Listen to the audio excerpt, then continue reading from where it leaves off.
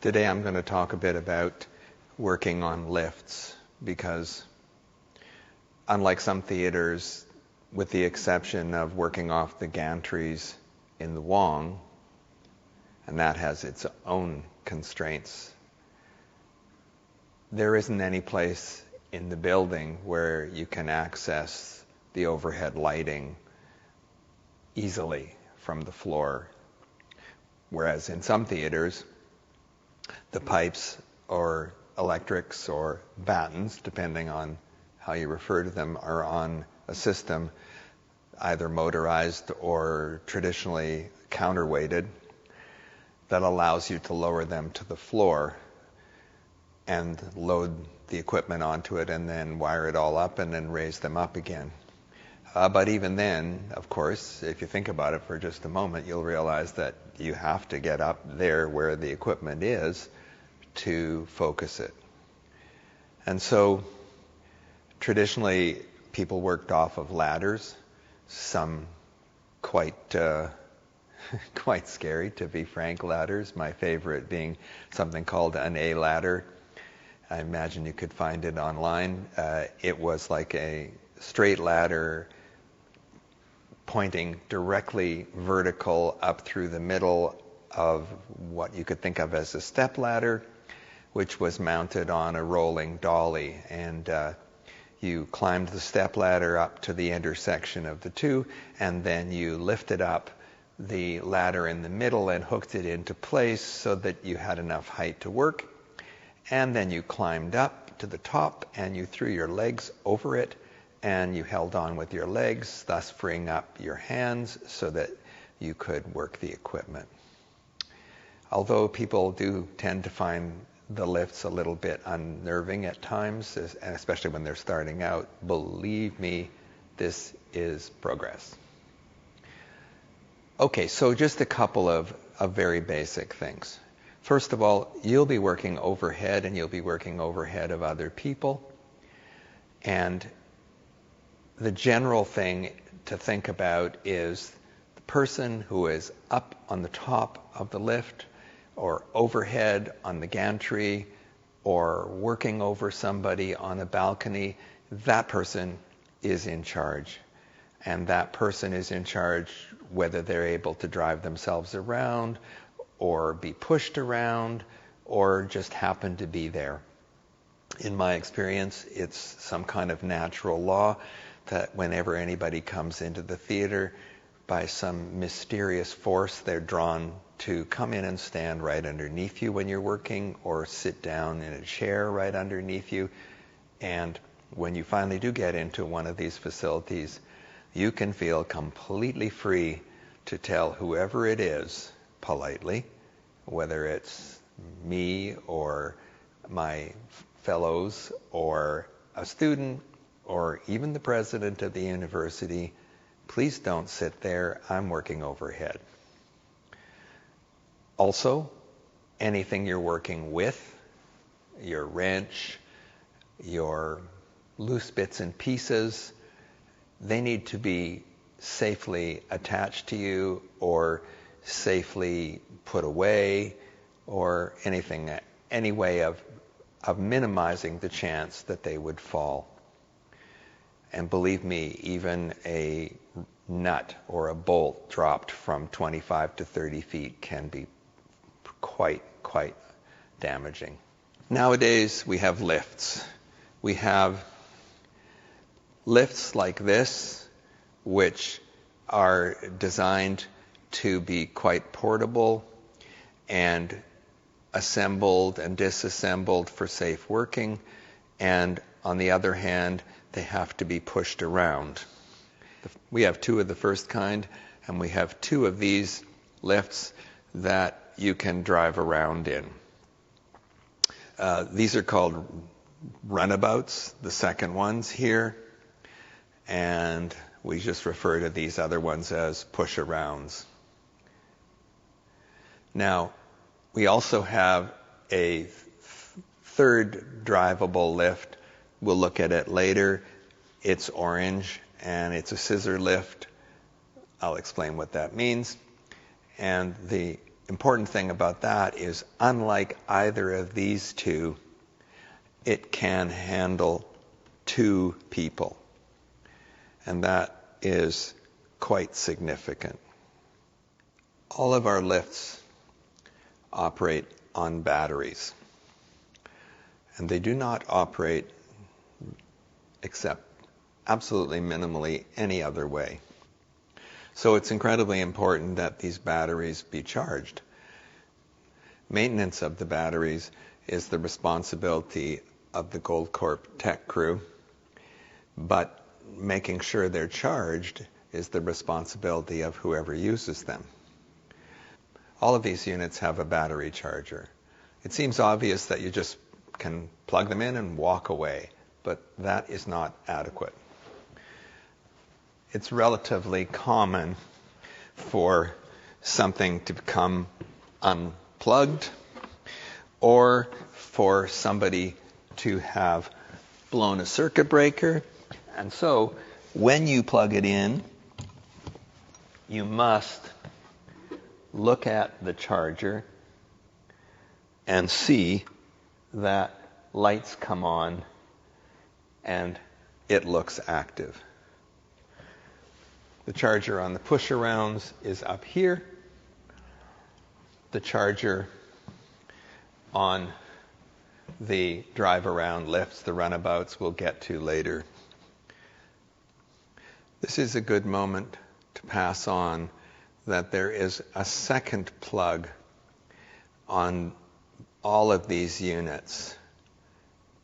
Hence, the expectation that you will watch the lights on the charger, because if you look at this plug here, on some of them there's an indicator of what it's for, and on some of them there is not. But what it is for a outlet that goes up and down with the bucket, so that if you need power up on top of the lift, then you can plug in this plug here and you'll get power here at whatever height you're working. What you won't get is battery charging. The equivalent connections on a runabout are down here. This is the charger connection. If I plug it in, I either have to look down there or at least put my hand in until I see some flashing.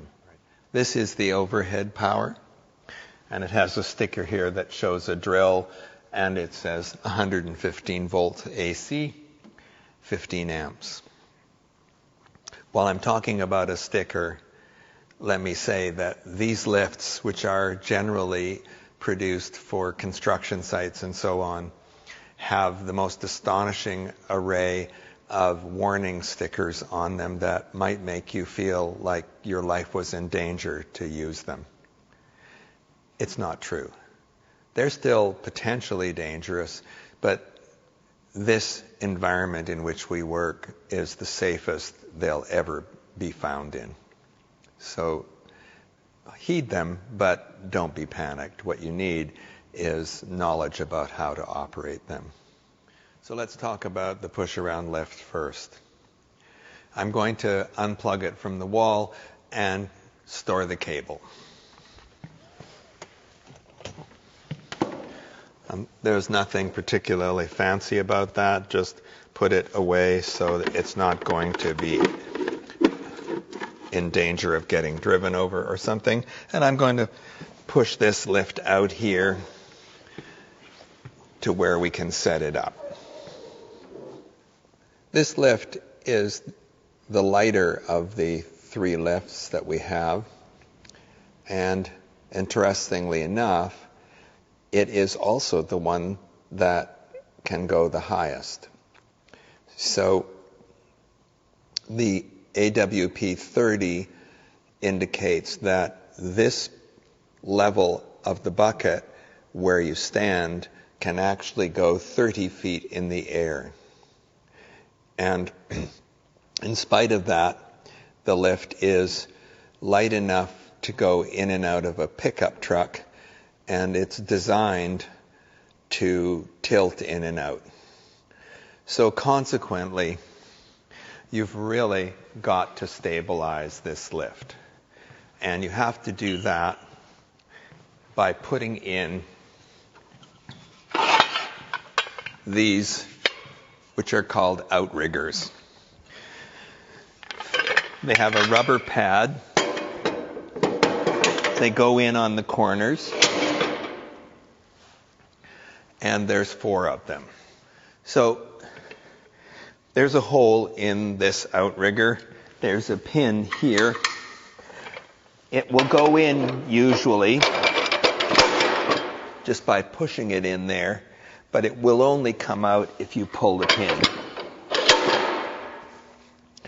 Word to the wise, there's usually black grease on the threads of these, so it takes a while to get it off of your clothing. The instructions on this lift are all about how you should not be using it if it's not more or less cranked to the floor. The stabilizers, the outriggers, are really supporting it. That would simply be impractical for our use, and so therefore we, like most other theaters, have found ways to get around that safely. Nevertheless, if we were ever to use this push-around lift higher than grid height in these studios, for example, right up at its maximum height, which is only necessary a few places in the building, we would, in fact, not do what I'm about to show you right now, because we would want it to be permanently, or we would not, in fact, However, if we were about to take this lift and use it higher than grid height, we would not do what I am showing you now. We would firmly crank the outriggers down so that it supported them well. And while I'm thinking about that, it's comparatively easy to lift the whole base of the push-around lift right clear of the floor if you put too much force down onto the outriggers. So don't do that. What we do here is use some quite sturdy and strong 3-wheel casters under the pads. And we do it in such a way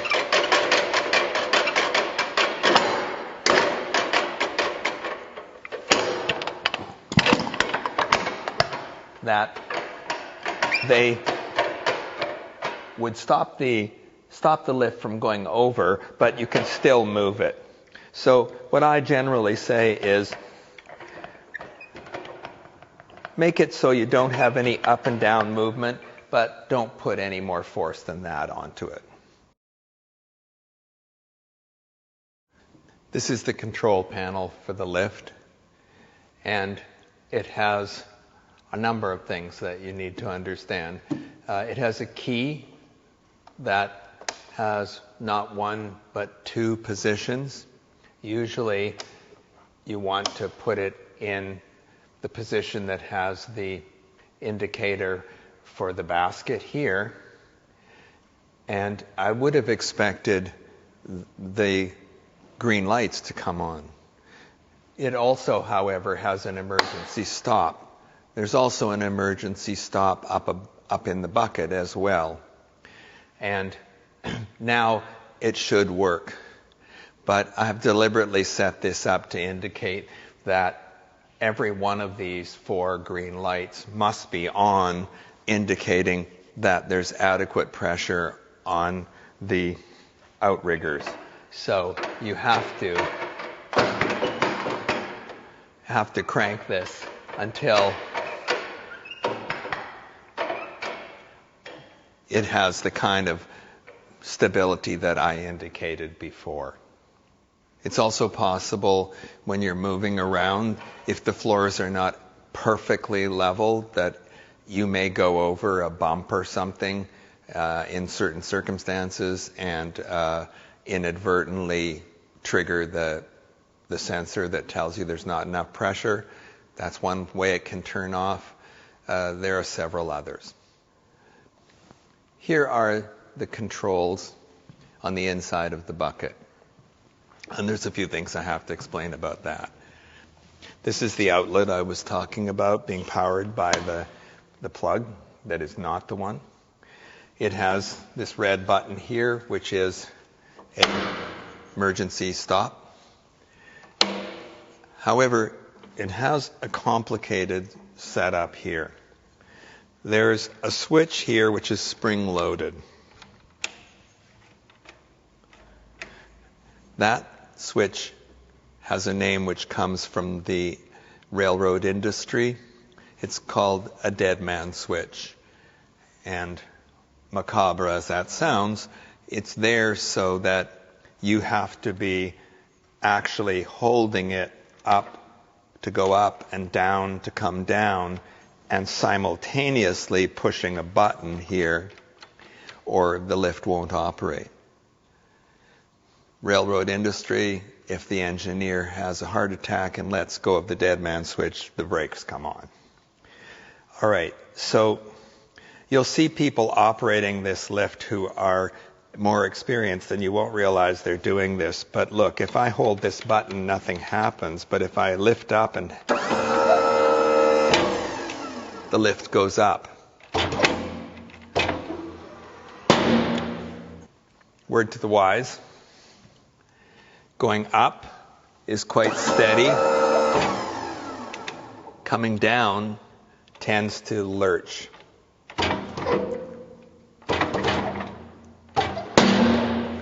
There's a reason for that.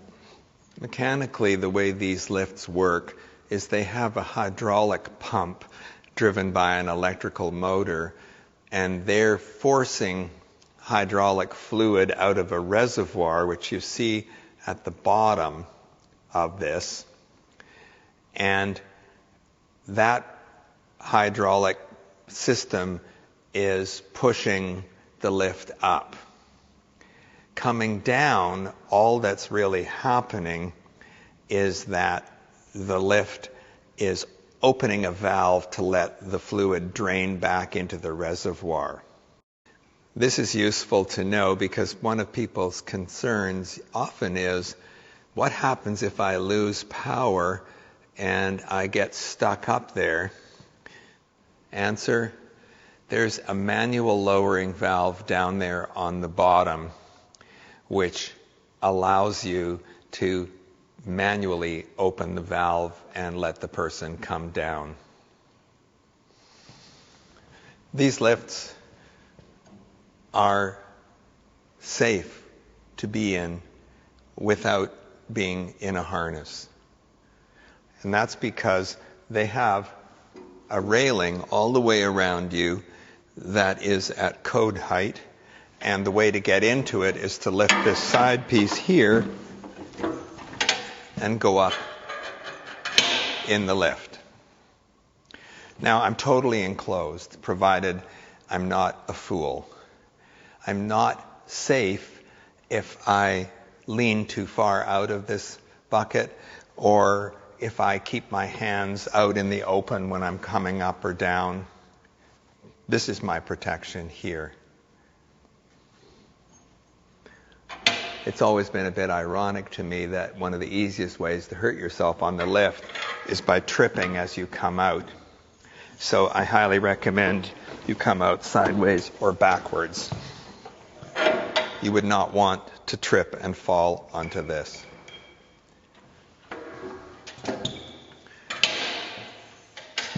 So the way to go up in this lift is hold the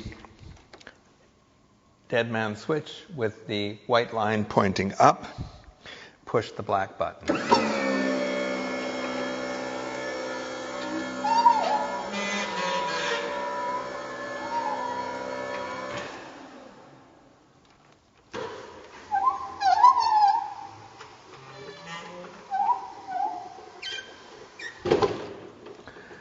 Here's a few things to notice. Question, where was I looking when I went up? Answer, up. I want to know what I'm coming up under. And if I'm coming up under something, or any part of my machine is coming up under something that I don't want to hit, I have a simple reaction, and it's quite different than driving. Let go. Everything stops if you let go of the control. I talked about coming down. Coming down lurches. So one of the more hysterical things to see is when it startles somebody and you see this. Just push the button and hold it in until the lift bottoms out.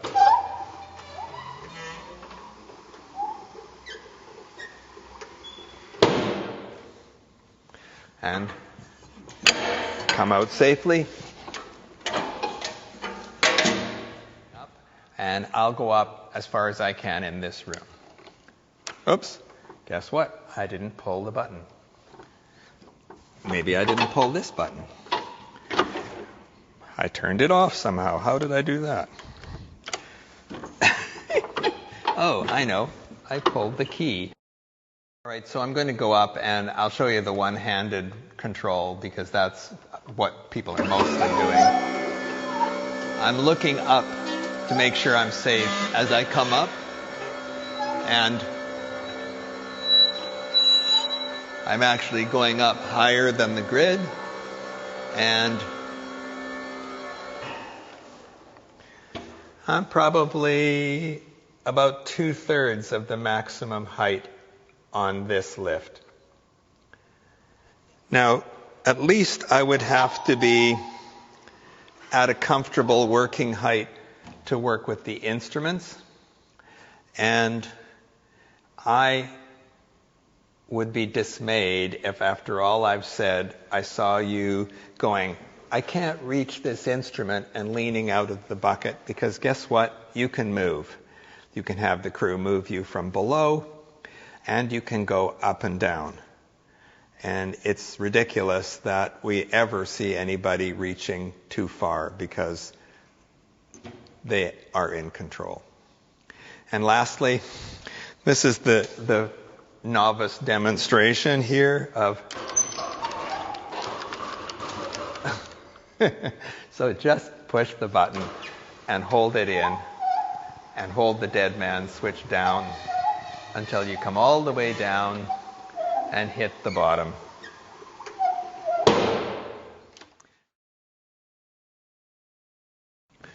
With the push-around lift, you need at least one assistant. 2 is even better, because they're going to have to push you around. On the other hand, as I said before, the person in the bucket is always in charge.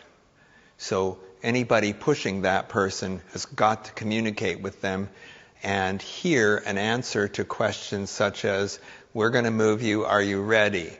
They want to hear, nope, give me a minute, I've got to come down a bit. Or, yes, please do that. Or, push me over there.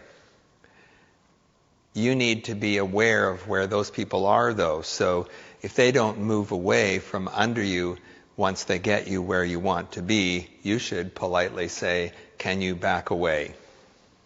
Eventually they'll get the point. What about the runabout? It doesn't seem to have any place to put stabilizers, outriggers. It doesn't, in fact, have outriggers, and that's because it doesn't need them. If you open this up, you're going to see that anything heavy is down below here. If I use the maintenance position on the key to raise the bucket without being in it, I can show you the other reason why you don't have to worry about going over. And that's because in the base, there are 4 extremely heavy lead-acid golf cart batteries. And in fact, the sticker here says that on this wheel alone, there's 553 kilograms of weight. So this is pretty darn stable. On the other hand, these are a GR20, and that means the base will go to 20 feet, not 30 feet. Right. So this is the control for the runabout. Unfortunately, it looks like a game controller. And it kind of is like a game controller, but not quite. I'll explain what I mean by that. First things first. It has an emergency on-off button here. And it has an indicator right here for the battery power. If I try to do something too quickly after turning it on, it won't work, and you'll see a number there. 46 is the common one. But you just have to turn it off, turn it on again, and be a bit more patient.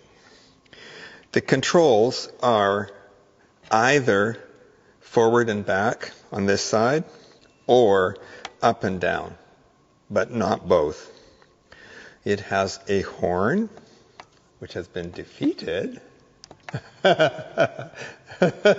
And it has this button here, which is incredibly useful. Small turtle. So the first thing I ask you to do while you're learning to drive this lift is turn it on. If it's in up and down, put it in forward back and push the turtle button. This is slow speed. Regrettably, it comes on to the default position of high speed, and that's not the best way to learn. So turn it on and put it in turtle mode immediately. Now, let me just show you this control here. It'll be clear why I'm showing you this, where you can actually see it. This is forward and back, up and down, and if I'm not squeezing the trigger, nothing's going to happen. If I'm in turtle mode to be safe, I squeeze the trigger and I inch it forward. The lift will move.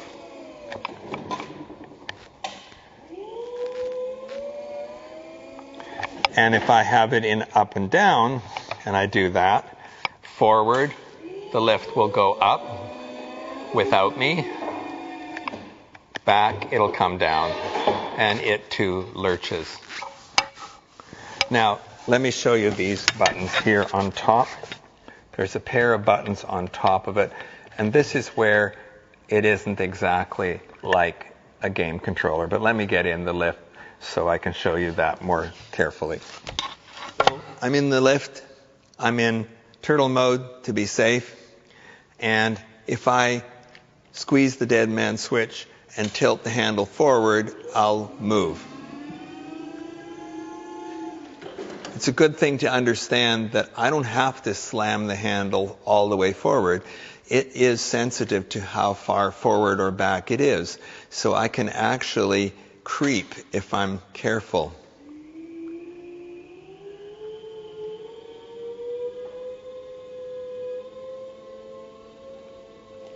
And you might be asking yourself, well, what about if I'm up above? But first, let me show you what it will do if it's not in turtle mode and why I think you should learn in turtle mode. Here's high-speed mode.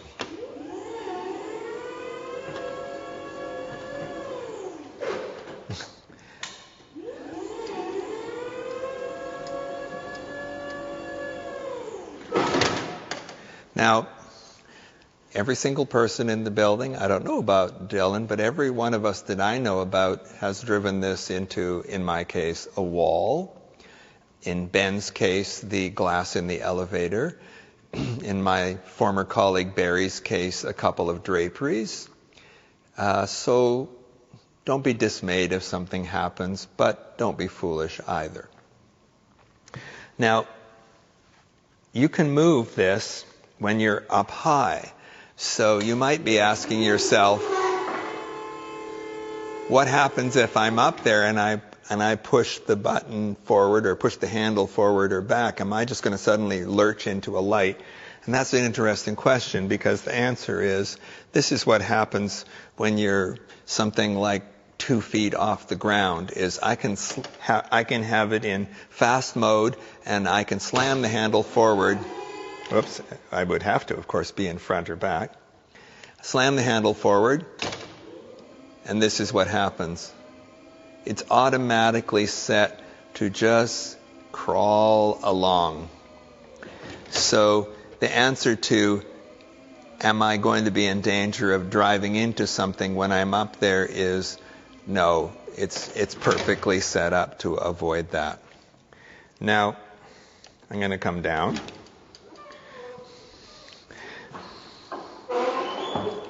Steering.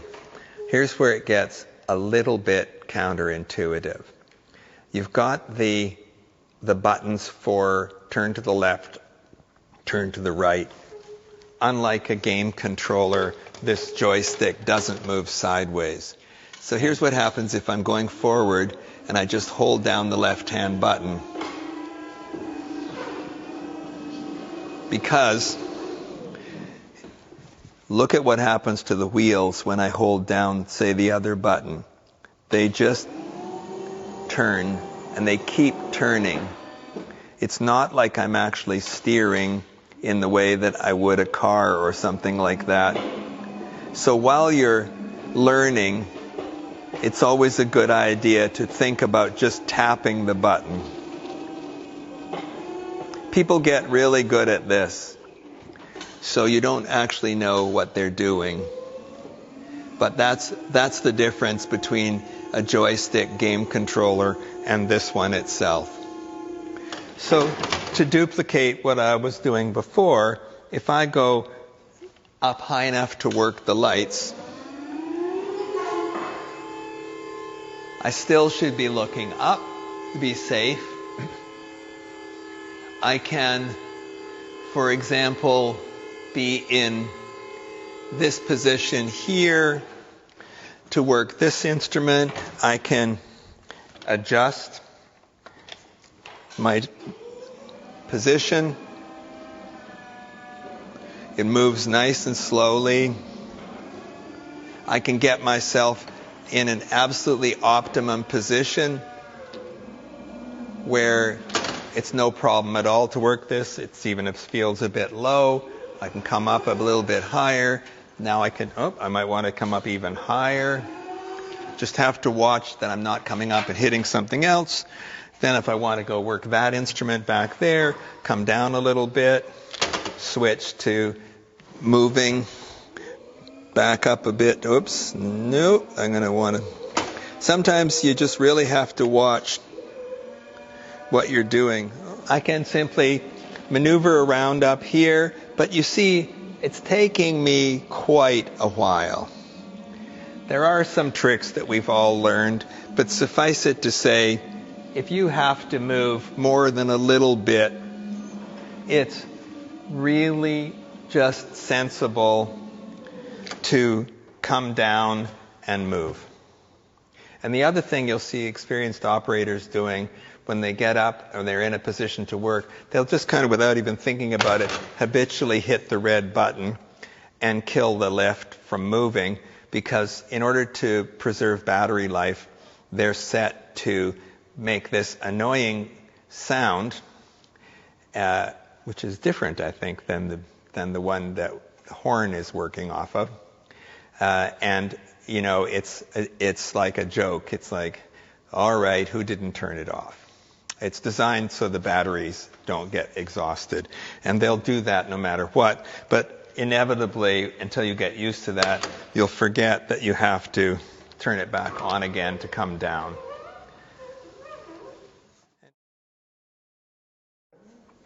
So there is one other good piece of information for steering, and that is, imagine that it was your car and that you had just dropped a great deal of money on new tires. You would be a bit distraught if people habitually didn't start moving your car and just sat there and cranked the wheel, because it's really hard on the tires. We have an equivalent situation here, but it's not so much about the tires, although that does actually come into effect.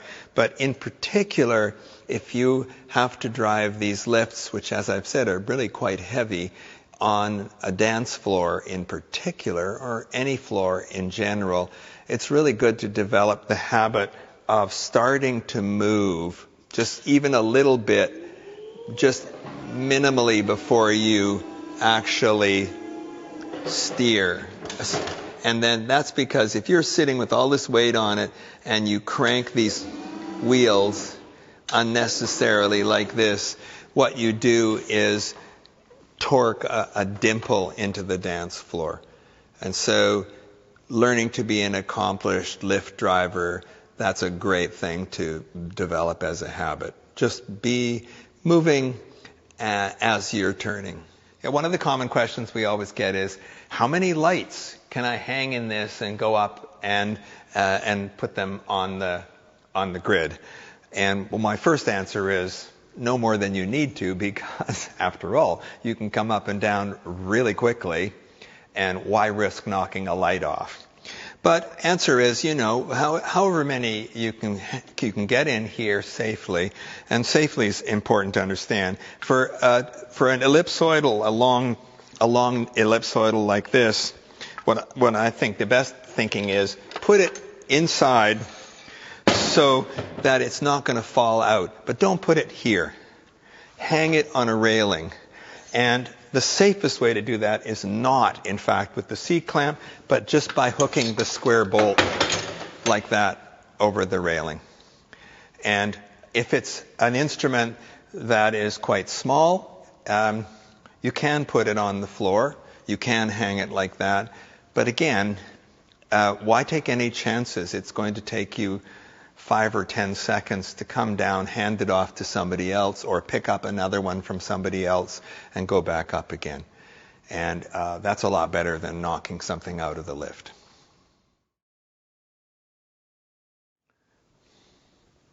I don't think we're going to spend any time on it particularly, but this is the Skyjack. This is our 2-person lift.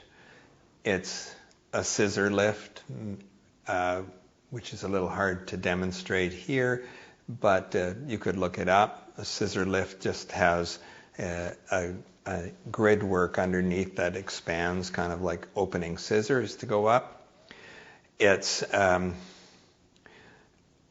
very similar in operation to the other lifts.